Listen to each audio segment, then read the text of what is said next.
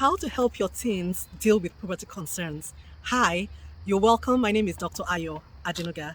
I'm here to talk about how you can help your teens to deal with puberty concerns. So recently, my daughter came to me and said, "Mom, one of my classmates that she's at the same age group, but she's so matured. Some of them said if they're seeing their periods, and is this normal?" And I was like, yes, it is. And this is why I've come here today to talk about it. I'm like, oh, it's a good thing to talk about. So many parents do have concerns about their children as they start to go into puberty and as they start to develop physically, emotionally as well. And puberty is a transition period between the childhood and adulthood. And it's actually very quick. A child can have about 90% variance in about a year or two between them looking like a child and them looking like an adult. Like I remember about 2 years ago, my children were still small. I was still head over them, and I was still cuddle them on my chest. But now they are so mature, they're like little adults. My son now has a deep voice, he's having beards, he's having chest, and my daughter is like a mini me, she's all matured and all becoming all woman. So many people do have concerns, either the teenagers themselves or their parents, and their children start to change. Now, puberty starts early in girls than in boys. Usually, you have puberty starting about 9 years of age for boys and then 8 years for girls. So it's even becoming earlier. When I was growing up, you see us achieving puberty about between 10 and 11 years for girls, but now it's dropping very fast. And of course, we know that things are becoming faster nowadays, so that's how it is with human beings. Now, with these changes in puberty, in physical appearance, in mental state, many teenagers are also concerned about themselves and even their peers. And we mothers, we owe it to the children to help them to navigate those changing bodies, this changing mindset, and we are here to play a vital role in them. And not just mothers, any caregiver and even fathers. Some fathers are closer to their girls even than the mothers. So yes, please. So I will talk about different aspects that raises common concern for both teenagers and parents. And number one is changing in physical development. And you see some people, there's changes in their body fat, there's changing in their body mass, there's changing in their height, and they start to wonder what's happening to me, And if you look at their bodies, some start growing breasts, the guys will start growing chest, but some might be earlier than the other. You find that when the girls start growing very fast, she might be bigger than the boys in our class. And some children can have early onset puberty and some can have late onset puberty. And then they start to feel self-conscious, self-aware. And our role as parents is to assure them that it's normal. There's different ranges. There are different, all our fingers are not equal. So some people will be early starters and some people will be late starters. Unfortunately, early starters, especially for girls, they feel bigger than their peers, especially the boys. Sometimes they get bullied, if they're too big, they start making fun of them, or if they look different from their peers. So you have to let them know that this is normal. You have to help them with their self-confidence. You have to let them know that they are not different from people. And believe you me, sometimes even early starters start to.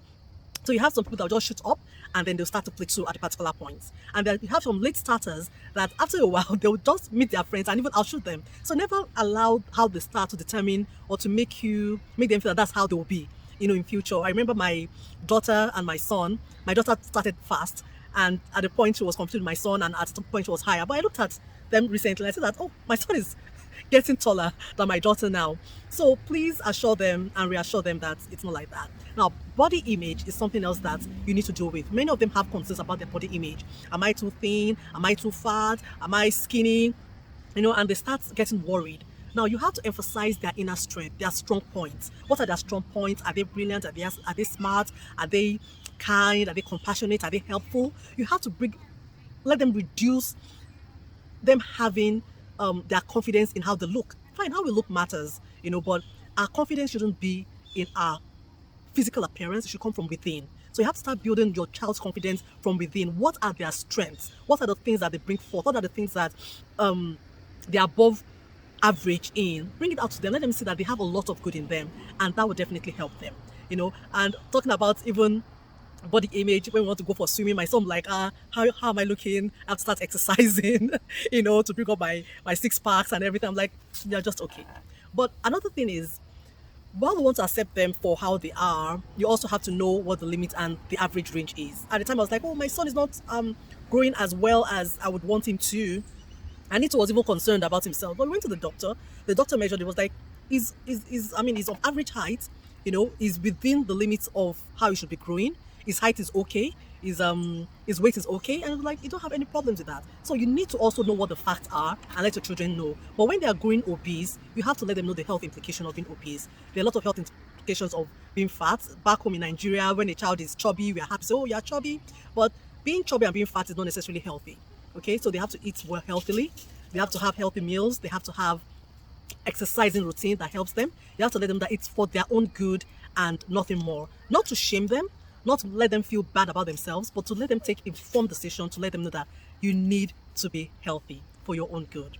Now let's go to the next thing. Their skin, it's important at this time because there's changes. They start secreting oil, a lot of oil because of the hormonal changes. See them having oily skin, oily hair, and even because of that, they start having body odor. So at that point, they start saying, oh, mom, it's as if I'm smelling and feel sweaty. Yes, it's hormonal changes. But to prevent body odor, you need to emphasize good hygiene. They need to have their bath regularly. They used to use body deodorant and aspirants. It's very good for them. They need to wash often, reduce the oily things that they eat. It will help them. So that is that. Secondly, you also have to help them to sleep well. Okay, so we are going from body image to physical development. Now we are going to mental. Okay, now before I go on, if you like what I've been talking about, please give it a thumbs up. Please subscribe and share. I'm sure other people will benefit. So quickly going to the next one, which is sleep, the mental state. Having effective sleep actually helps teenagers to do better. A teenager must have good quality sleep, and what they did say is 7 to 9 hours of sleep is beneficial for them. So number one, are they having enough sleep, and are they having quality sleep?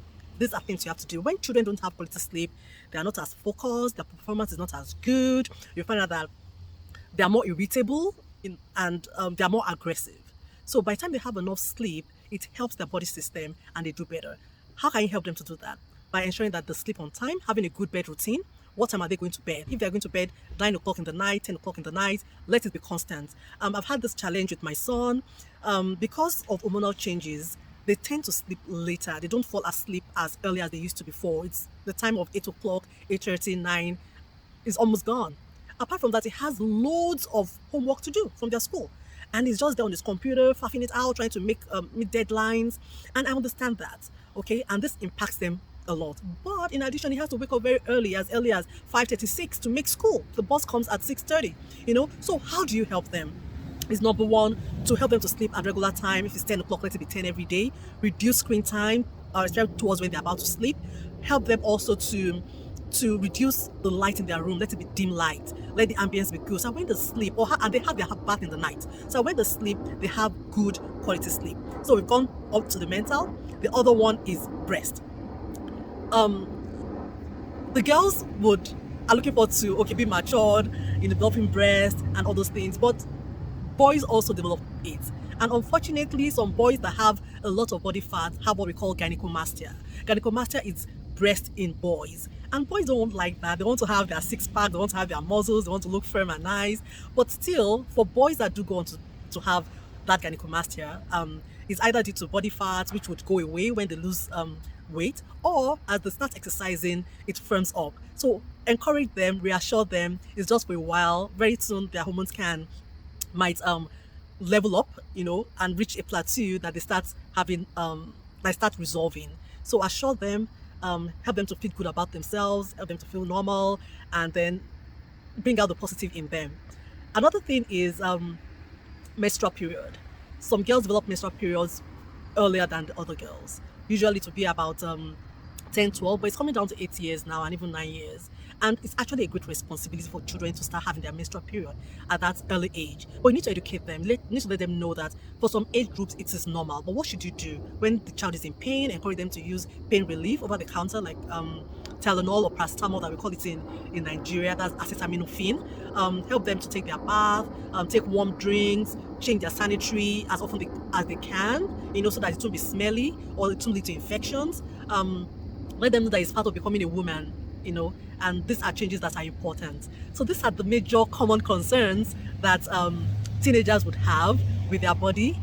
Let them know that they are good. And also fashion.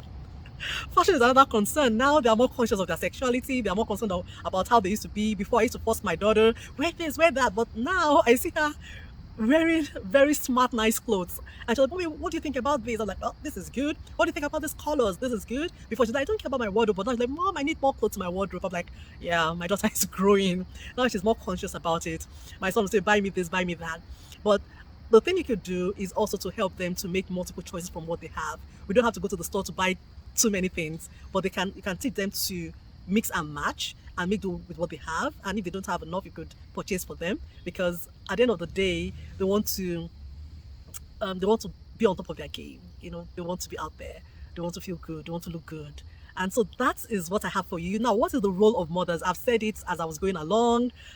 Encourage your children, make them feel normal about their bodies, bring out their positive sides, and normalize their concerns, bring out their strengths. And you can share very good, vital information with them, factual information to say this is the age range, this is what you feel, this is what you do, this is the normal way to hide for a child.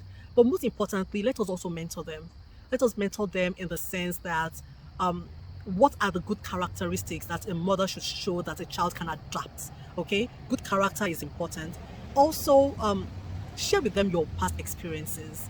I, I remember my daughter asking me, Mom, so how was it when you got married? How was it with dad? How did he propose to you? And I had to tell her the truth. I said, your dad, it wasn't romantic at all. This is what it was, this is what is that. And I let her know that we had to adjust even to certain situations, you know, but at the end of the day, it was the love that superseded everything. It was the values, what he has to offer, how you gel together, you know, and those are the things that you can impact on your children. What are your own personal experiences that they can learn from? How did you feel at the time of your puberty? Okay, did you feel good? Did you feel awful? Did you seek help or support from your parents or people around you? How did you navigate that time that you came up to be the best version of yourself today? So share with your daughters, share with your sons, and they'll be very grateful. So thank you for listening again. Please put in the comments what you've learned today from what I've shared with you on how to help your teen to navigate the common concerns about puberty. Please subscribe, share, and like in there, and I'll see you the next time. Thank you, and God bless. Cheers.